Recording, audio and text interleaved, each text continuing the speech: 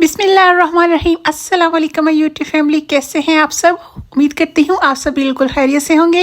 दोस्त आज हम बनाएंगे बहुत ही मज़ेदार सी, जो रमज़ान में भी बहुत ज़्यादा पसंद की जाती है, कीमा भरी कचौरी। इसको खाते तो सभी बहुत ज़्यादा शौक से हैं, लेकिन बनाने से थोड़ा सा घबराते हैं। तो आज की रेसिपी के बाद आपको इंशाल्लाह कचौरी बनाना बिल्कुल भी मुश्किल नहीं लगेगा। इतनी खस्ता, इतनी क्रिस्पी बन के ये रेडी होगी कि कमाल हो जाएगा। तो आज की वीडियो को पूरा देखिएगा, सारे टिप एंड ट्रिक्स को फॉलो कीजिएगा, तो इंशाल्लाह आपकी कचौरी भी इसी तरीके से क्रिस्पी और मजेदार सी बन के रेडी होगी कि आप कहोगे कि वाह वाह। तो चलिए शुरू करते हैं इस मजेदार सी रेसिपी को बनाना। तो यहाँ पे दोस्तों हम यूज करेंगे 2 कप जितना मैदा। आप कोई भी मेजरिंग कप ले सकते हैं, घर में मौजूद किसी भी कप से इसको मेजर कर सकते हैं। 2 कप मैदे के साथ हम दरमियाने साइज की 10 कचौरियां रेडी करेंगे। आप जिस साइज की कचौरी रेडी करना चाहें कर सकते हैं।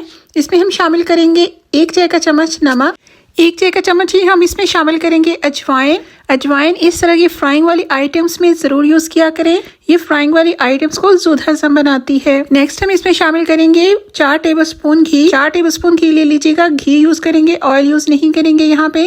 और इसको मेल्ट कर लीजिएगा, गरम यूज नहीं करना, लेकिन ये है कि ये मेल्टेड हो, ये थोड़ा हार्ड फॉर्म में नहीं हो, जैसे सर्दियों में घी जम जाता है और अगर आप गर्मियों में यूज करें तो वो तो वैसे भी मेल्ट ही होता है। हार्ड फॉर्म में घी जो है वो इसलिए यूज नहीं करेंगे कि उसके अंदर जो पीसेस होंगे ना घी के हार्ड वाले, उसकी वजह से कचौरी जो है वो फट सकती है, तो इसलिए आपने मेल्टेड घी ही यूज करना है। इन तीनों चीजों को मैदे में शामिल करेंगे और इनको हम अच्छे तरीके से मिक्स कर लेंगे। ये बहुत ही अहम स्टेप है, इसको आपने बड़े ध्यान से करना है। अच्छे तरीके से पहले इसको आपने मिक्स कर लेना है। बिल्कुल ये थोड़ा थोड़ा सा जैसे वो बाइंड होना जो है वो स्टार्ट हो जाएगा। बिल्कुल इक्वली मिक्स होना चाहिए घी तमाम मैदे के अंदर। इसके बाद हम इसमें थोड़ा थोड़ा पानी शामिल करते जाएंगे और इसकी हम डो रेडी कर लेंगे। जैसे समोसे हम बनाते हैं तो उसकी जो डो होती है वो थोड़ी हार्ड साइड पे होती है, लेकिन इसकी डो हम सॉफ्ट गूंदेंगे, जिससे नॉर्मली हम आटा गूंदते हैं, बस सेम उसी तरीके से हमने इसकी डो बना लेनी है। इसके अंदर जो पानी यूज हुआ है वो तकरीबन 1 कप से 1-2 टेबलस्पून ऊपर पानी जो है वो यूज हुआ था मेरा इस डो को बनाने में। तो आप देख लीजिएगा, बहुत ही रीजनेबल सी डो बनानी है, हार्ड फॉर्म में बिल्कुल भी ये नहीं होनी चाहिए। जैसे ही इस तरीके से कंबाइन हो जाएगी डो, तो उसके बाद आपने इसको तकरीबन 1 से 2 मिनट के लिए अच्छे तरीके से गूंद लेना है, ताकि ये बहुत सॉफ्ट हो जाए और इसका टेक्सचर जो है वो बहुत मुलायम और अच्छा हो जाए। इसमें हमने घी डाला है, इसकी वजह से ये हाथों को बिल्कुल भी नहीं चिपकेगी और जैसे ही ये डन होगी तो बिल्कुल क्लीन हो जाएगा हमारा पैन भी। तो गूंदने के बाद इसके ऊपर मैंने हल्का हल्का सा घी लगा दिया था और ऊपर से मैंने इसको अच्छे तरीके से कवर कर दिया था। कवर करने का पर्पज़ ये होता है कि ऊपर से जो इसकी स्किन है वो हार्ड ना हो जाए, इसलिए हमने इसको ऊपर से अच्छे तरीके से कवर कर देना है।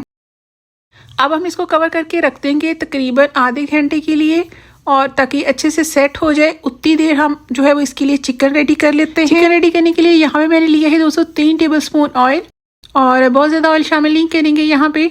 और ऑयल शामिल करने के बाद इसमें मैंने शामिल किया है 1 चाय का चम्मच लहसुन अदरक का पेस्ट। लहसुन अदरक का पेस्ट शामिल करने के बाद इसको हम फ्राई करेंगे जब तक कि इसका कलर गोल्डन सुनहरी नहीं हो जाता, तब तक आपने इसको फ्राई कर लेना है।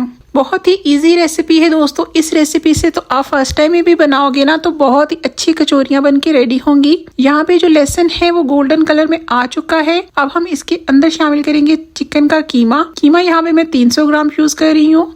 कीमा शामिल करने के बाद इसको हमने यहाँ पे कुक करना है। इतना कुक करेंगे कि इसका जो कलर है वो वाइट हो जाए, यानी कि जो इसके अंदर ब्लड है वो सारा ड्राई हो जाए। तो लहसुन के साथ मिक्स करते हुए हमने इसको अच्छे तरीके से फ्राई कर लेना है। लहसुन के साथ जब भी चिकन जो है वो फ्राई होता है तो इसकी जो बैड स्मेल है ना वो भी बहुत अच्छे तरीके से हट जाती है, खत्म हो जाती है, और साथ में जो इसका ब्लड है ना वो भी ड्राई हो जाता है। तो बस ऐसे ही हमने चम्मच को चलाते जाना है और इसको जो है इस तरीके से व्हाइट कलर में कर लेना है। यहाँ पे जो कीमा है दोस्तों आप देख सकते हो बिल्कुल व्हाइट कलर में आ चुका है। तो इसका जो पानी है वो इसी के अंदर हमने काफी हद तक ड्राई कर लिया है। आप इस तरह करेंगे कि इसके अंदर हम स्पाइसेस शामिल कर लेंगे स्टेज पे। तो स्पाइसेस में मैंने शामिल किया है सबसे पहले नमक 1 चाय का चम्मच, आप अपने टेस्ट के अकॉर्डिंग शामिल कर सकते हैं। इसके बाद मैंने शामिल किया है खुश्क धनिया 1 खाने का चम्मच, और जीरा पाउडर भी मैंने यहाँ पर 1 चाय का चम्मच यूज किया है। लाल मिर्च का पाउडर यहाँ पर हम लेंगे 1 चाय का चम्मच। आप कम या ज्यादा अपने टेस्ट के अकॉर्डिंग कर सकते हैं। आगे चलकर इसमें हमने सब्ज मिर्ची भी शामिल करनी है, तो आप उसके हिसाब से इसको देख लीजिएगा। तो यहाँ पे मैंने सारे स्पाइसेस जो है वो शामिल करती हैं और इनको अब हमने अच्छे तरीके से मिक्स कर लेना है। सारे स्पाइसेस के साथ इसको हमने चम्मच हिलाते हुए 1 मिनट तक तकरीबन हमने इसको इसी तरीके से कुक कर लेना है, जिससे स्पाइसेस जो हैं वो कुक हो जाएंगे और उनकी अच्छी सी खुशबू आना स्टार्ट हो जाएगी।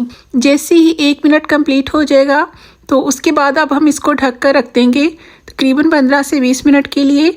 अच्छा, इसके अंदर पानी इजाफी मैंने शामिल नहीं किया और इसी जो स्टीम के अंदर ही जो है कीमा है ना वो गल जाएगा। यानी जब हम ढक के रखेंगे तो चिकन अपने ही पानी के अंदर अच्छे तरीके से गल जाएगा। इस तरीके से कुक किया हुआ चिकन बहुत सॉफ्ट बनता है।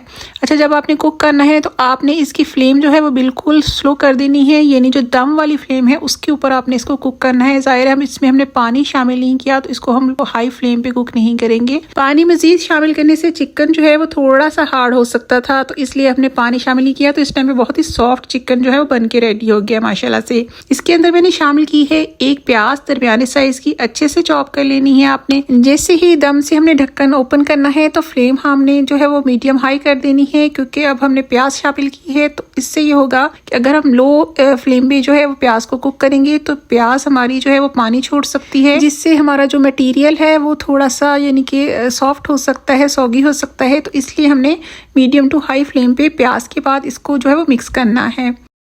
यहाँ पे प्याज अच्छे से मिक्स हो गई है और अब हम इसमें शामिल करेंगे 2 से 3 खाने के चम्मच सब्ज धनिया। साथ में हम शामिल करेंगे 2 सब्ज मिर्चें बहुत बारीक फाइनली कटी हुई। आप इन दोनों चीज़ों को भी मिक्स करेंगे और साथ में हम फ्लेम जो है इस स्टेज पे ऑफ कर देंगे। और फ्लेम ऑफ करने के बाद ही हमने ये दोनों चीज़ें इसके अंदर मिक्स करनी है, क्योंकि कीमा हमारा ऑलरेडी कुक है तो हमने मज़ीद उसको कुक नहीं करना। और जो वेजिटेबल्स हैं वो थोड़ी सी हमें फ्रेश फॉर्म में ही चाहिए। लास्ट में हमने 1 चम्मच जो है वो नींबू का रस डाला है, इसको मजीद चटपटा और मज़ेदार सा बनाने के लिए। यहाँ पे जो हमारी स्टफिंग है माशाल्लाह से बहुत ही ज़बरदस्त, बहुत ही टेस्टी बन के रेडी हुई है। और सबसे आखिर में मैं इसमें शामिल करूंगी आधा चाय का चम्मच काली मिर्च, जो कि मेरी मोस्ट फेवरेट है। और इसको डालने से इसकी बहुत ही ज़बरदस्त खुशबू आएगी। और कचौरियों वाले कीमे में अक्सर काली मिर्च जो है वो काफ़ी क्वान्टिटी में जो है वो डली होती है, इसलिए मैंने भी इसको लास्ट में शामिल किया है। तो रेडी है हमारी कीमे की स्टफिंग, बहुत ही मज़ेदार, बहुत ही यमी और थोड़ी सी ये ड्राई फॉर्म में ही बन के रेडी होती है। कचौरियों का जो आटा है वो जबरदस्त तरीके से सेट हो चुका है और अब हम जिसके जो है वो पेड़े बना लेंगे। अच्छा, मैंने थोड़े से दरमियाने साइज की बनाई थी, आप कोई भी साइज के लिए रख सकते हैं। 2 कप मैदे से तकरीबन 10 कचौरियां मैंने रेडी की थी और थोड़ा सा ये दरमियाने साइज में थी। तो यहाँ पे जो फुल आटा था उसको मैंने हाफ कर लिया है ताकि थोड़ा सा ईजी हो जाए हमें इसकी पार्टीशन करना। तो इस तरीके से मैंने उसको गोल गोल सा बेल लिया है, थोड़े निशान से थोड़ा हाईलाइट कर लिया है कि कितना पोर्शन मैंने रखना है एक पेड़े का, और उसके बाद इसको कट कर लेना है। तो 5 मैंने बनाए हैं, तो 5 को हमने जो है वो इस तरीके से इसके जो पेड़े बना के हमने रख लेने हैं। अच्छा, पेड़े बनाने के बाद मजीद हम इसको रेस्ट देंगे तकरीबन 10 से 15 मिनट के लिए, क्योंकि इसकी जो प्रोसेस है इसमें हम कहीं भी जो है वो रोलिंग पिन यूज़ नहीं करेंगे, सिर्फ हाथ से ही हम इसको जो है वो बेलेंगे। तो इससे यह है कि अगर हम इसको रेस्ट देंगे तो बहुत इजीली हम इसको बेल पाएंगे। तो इस पर्पज़ के लिए जो है ना हमें इसको रेस्ट देना जो है वो बहुत ज़रूरी है। तो यहाँ पे मैंने बाकी का आटा भी ले लिया है और उसकी भी इसी तरीके से पेड़े रेडी कर लिए हैं। अब इनको अगेन हम ऊपर से अच्छे से कवर कर देंगे ताकि इनकी जो ऊपर की सरफेस है वो हार्ड नहीं हो। तो इसको मजीद हम 15 से 20 मिनट के लिए रेस्ट पे रख देंगे। यहाँ नेक्स्ट हम एक हल्का सा बैटर रेडी करेंगे जो कि आगे चलकर हमें कचौरी बनाने में हेल्प करेगा। तो इसमें मैंने लिया है 4 खाने के चम्मच मैदा और इसमें हम शामिल करेंगे 6 खाने के चम्मच घी। और यहाँ पे भी मैं घी ही यूज़ कर रही हूँ, मेल्टेड घी है, गरम नहीं है, लेकिन ये कि मेल्ट हुआ हुआ है। तो अच्छे तरीके से हमने इसको मिक्स कर लेना है और मिक्स करके हम इसको साइड पे रख देंगे। इसको हम आगे चल के यूज़ करेंगे। बस ये देख सकते हैं इसकी कंसिस्टेंसी इस तरीके से तकरीबन होनी चाहिए। बस इस तरीके से कंसिस्टेंसी जैसी आ जाएगी तो आपने इसको साइड पे रख देना है। 20 मिनट के बाद जो पेड़े हैं वो बहुत अच्छे से सेट हो चुके हैं और अब हम इनकी कचौरी रेडी करते हैं। तो बड़ा ही यूनिक सा प्रोसेस है, आप इसको ज़रा ध्यान से देखिएगा। मैं थोड़ा कैमरा भी क्लोज करूंगी ताकि आपको अच्छे से इसकी समझ आ सके। तो यहाँ पे हमने पहला पेड़ा लिया है और इसको हमने ऑयल हाथों को हल्का हल्का लगाना है। अगर हमें ये थोड़ा स्टिकी लगे, वैसे ये स्टिकी होता तो नहीं है, लेकिन अगर आपको लगे तो आप यूज़ कर सकते हैं। पहले भी जब हमने इसके पेड़े वगैरह रेडी किए थे तो अपने ड्राई मैदा बिल्कुल भी यूज़ नहीं करना। तो अगर आपको थोड़ा स्टिकी लगे तो आप इसके ऊपर हल्का सा हाथों को घी लगा के जो है वो पेड़े रेडी कर सकते हैं। तो यहाँ पे जो है वो मैंने एक इस तरीके से बेल लिया है इसको, एक पेड़े को, और आप देख सकते हैं इसके ऊपर मैंने 1 चाय का चम्मच जो है वो बैटर बनाया है जो हमने मैदे और घी से बनाया था। 1 चाय का चम्मच वो रखा है और हाथों की मदद से ही जो है वो हम इसको अच्छे से फैला देंगे। यहाँ में हमने कोई भी और स्पून या किसी और भी हार्ड चीज़ की हेल्प नहीं लेनी, बल्कि हाथों से ही हम इसका सारा काम करेंगे। क्योंकि ये कहीं से भी अगर फट जाती है तो घी जो है वो इसके अंदर फौरन से चला जाएगा फ्राइंग के टाइम पे। तो वो वाला बैटर लगाने के बाद ये आप देख सकते हैं एक साइड से हमने हाफ तक फोल्ड किया है, दूसरी साइड लेंगे उसको भी इसी तरीके से हाफ कर लेंगे। ऐसे बहुत से लोग पराठा भी बनाते हैं, मैं भी मोस्टली इस तरीके से ही पराठा रेडी करती हूँ। तो बस इसको हम फिर पीछे की साइड उठाएंगे, वो दरमियान में रखेंगे और जो एक साइड रहेगी है उसको भी हम इस तरीके से ओवरलैप करते हुए इसको पेड़ा अपना जो है वो रेडी कर लेंगे। तो देखा आपने, इसका पेड़ा जो बनाना है वो इतना मुश्किल नहीं है, बस मोस्टली इस तरीके से जो है वो हम पराठा भी रेडी कर लेते हैं। तो बस इसी तरीके से हमने इसका पेड़े जो है वो रेडी करने हैं। मैं एक और जो है वो आपकी नॉलेज के लिए इसको दोबारा से एक बार बना देती हूँ। यहाँ पे इसी तरीके से हमने पेड़ा लेना है, उसको हाथों की मदद से हमने फैला लेना है, जितना हम उसको फैला सकते हैं फैला लेना है। इस स्टेज पे आपने ध्यान रखना है कि ये कहीं से फटे नहीं, बहुत ही एहतियात के साथ आपने ये काम करना है। 1 टीस्पून इसके ऊपर वही वाला पेस्ट लगाएंगे, हाथों से उसको अच्छे से फैला लेंगे। फैलाने के बाद इसकी हम एक साइड उठाएंगे, दरमियान में रखेंगे उसको, दूसरी साइड से भी इसी तरीके से हम रोटी को दरमियान में रखेंगे। फिर जो साइडों की चीज़ें हैं दोनों साइड्स वो भी इस तरीके से फोल्ड कर देंगे। तो बहुत इजीली हमारा कचौरी का पेड़ा जो है वो रेडी हो जाएगा। इसी तरीके से हम सारे पेड़े रेडी कर लेंगे। पेड़े रेडी करने के बाद इसको अपने रेस्ट देना है मज़ीद 15 से 20 मिनट के लिए कम से कम। उससे क्या होगा कि जब हम इनको बेलेंगे कचौरी रेडी करने के लिए तो बहुत इजी हो जाएगा हमारे लिए। यहाँ पे जो है वो 20 मिनट हो चुके हैं और अब हम इसको जो है वो कचौरी अपनी फाइनल स्टेज पे रेडी करते हैं। तो इसके लिए इस पेड़े को भी इसी तरीके से हमने हाथों की मदद से फैला लेना है। अच्छा, क्योंकि हमने इसको बहुत ज़्यादा रेस्ट दिया है बार बार, तो जो आटा है ना वो बहुत जल्दी फैलता जाता है, बहुत अच्छे से सेट हुआ है, तो हमें बिल्कुल भी मुश्किल नहीं होती इसको फैलाने में। नीचे सरफेस पे भी आपने सिर्फ ऑयल ही लगाना है, ड्राई मैदा बिल्कुल भी रस नहीं करना। यहाँ पे पेड़े को हमने इस तरह से फैला लिया है और दरमियान में रखेंगे हम अपनी स्टफिंग, अच्छी सी क्वांटिटी में स्टफिंग रखेंगे। और अब इसी तरीके से हम साइड्स को जोड़ लेंगे, 2 साइड्स लेंगे ऑपोजिट साइड्स पे, उनको आपस में इस तरीके से हम जोड़ लेंगे दरमियान में लाकर। इसी तरीके से जो दूसरी साइड रह गई हैं उनसे भी बारी बारी पहले एक को फोल्ड करेंगे और एजेस को अच्छे तरीके से बंद कर लेंगे। और फिर इसी तरीके से जो एक साइड लास्ट में रह जाती है उसको भी हम ऊपर की तरफ दरमियान में फोल्ड कर देंगे। जिस तरीके से हम एनवेलप को जो है वो बंद करते हैं, बस इसी तरीके से आपने उसको जो ऊपर की तरफ रखना है और साइड्स को फिर अच्छे तरीके से आपने बंद कर देना है। तो इस तरीके से एक चौकोर शेप हमारे पास आ जाती है। अब जो चौकोर चारों कोने हैं उनको भी दरमियान में इस तरीके से आपने रखते जाना है। अब देख रहे हैं बहुत ही ईजी है। वो जो चौकोर शेप थी उसके चारों एजेस को जो है इसी तरीके से हमने दरमियान में लाकर थोड़ा सा प्रेस कर देना है ताकि ये खुले नहीं। और इस तरीके से हमारी बहुत ही प्यारी सी कचौरी की शेप जो है वो रेडी हो जाती है। तो यहाँ पे पहली कचौरी हमारी रेडी हो गई है। इसी तरीके से हमने सारी कचौरी जो है वो रेडी कर लेनी है। तो नेक्स्ट एक और शेप जो है वो मैं आपके लिए एक बार फिर से उसको बना रही हूँ। आप देख सकते हैं दोनों साइड्स जो है ऑपोजिट साइड पे उनको दरमियान में इकट्ठा कर लेना है।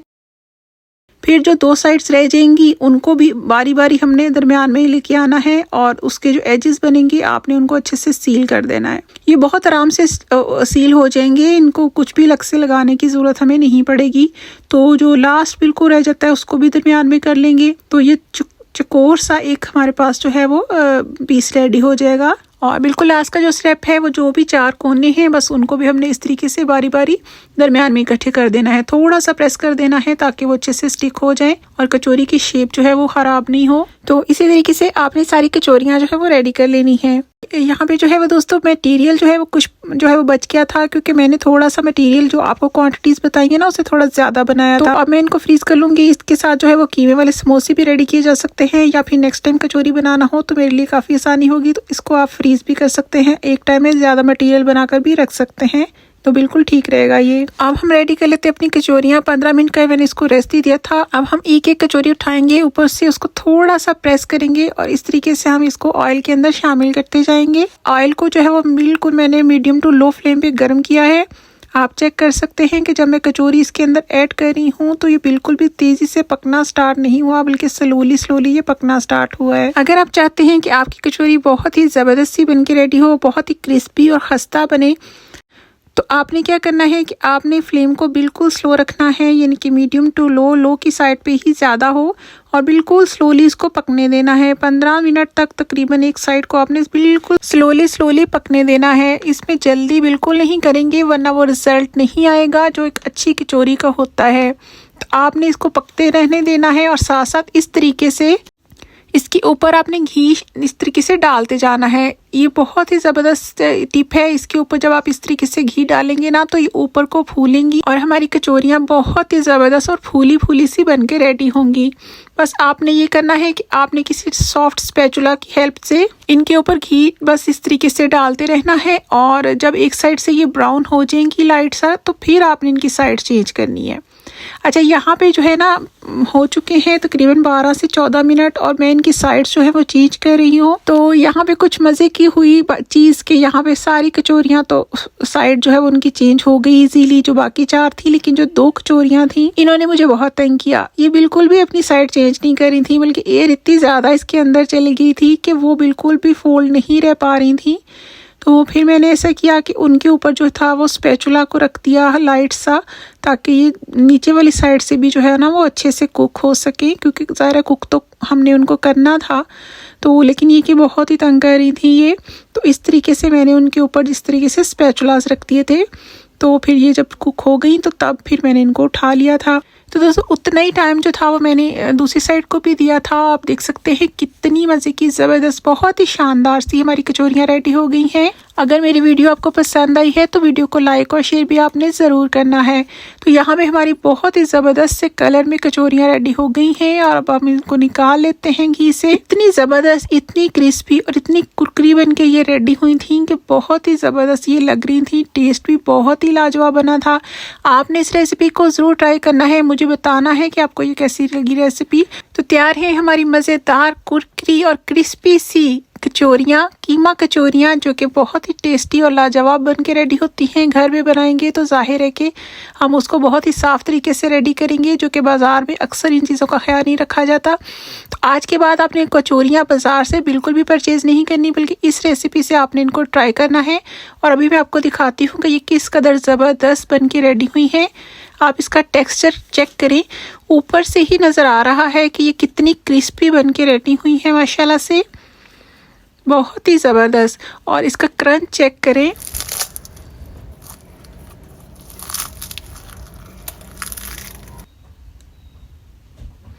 जी। तो दोस्तों आपको पता चल ही गया होगा कि ये कितनी क्रिस्पी बन के रेडी हुई थी। आप इस रेसिपी को ज़रूर ट्राई कीजिएगा इस रमज़ान में। फिर मिलेंगे इंशाल्लाह किसी और मज़ेदार टेस्टी सी रेसिपी के साथ। तब तक अपना बहुत सा ख्याल रखिएगा। फिर मिलेंगे इंशाल्लाह। सी यू नेक्स्ट टाइम इंशाल्लाह। अल्लाह हाफिज़।